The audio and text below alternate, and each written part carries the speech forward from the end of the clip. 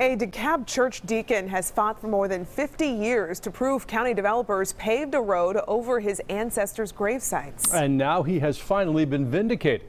Fox 5's Portia Bruner shows us how.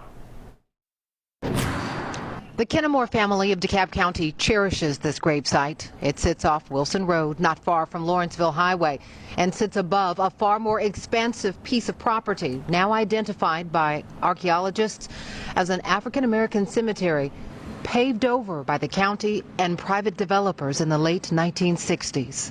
I think it was an intentional. Do you think race had anything to do with it? Yes. Deacon Fred Kinnemore of St. Paul Baptist Church is one of the descendants of those buried underneath the road and the homes that now line the street. Poor health and a 50-year-long battle to expose the truth have taken a toll.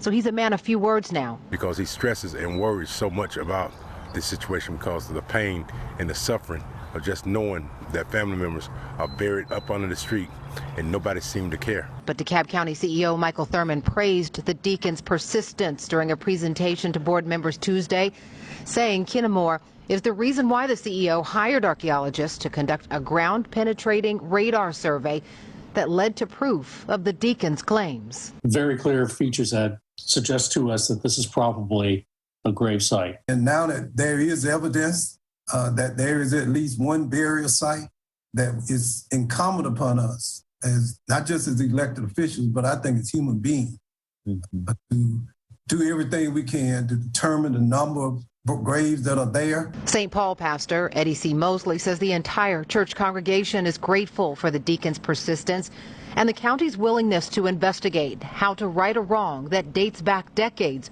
and impacts the remains of dozens of African Americans who attended the church. But the pastor says this is certainly a good start. On behalf of the CEO's office, I want to issue an apology to Deacon Kinnemore. Yeah, he's very joyful. We're all very joyful that we're getting resolution finally. CEO Michael Thurman says the investigation into how to make this all right has just begun. But he told commissioners that if it's necessary, those remains may be unearthed for reinterment in a more appropriate way.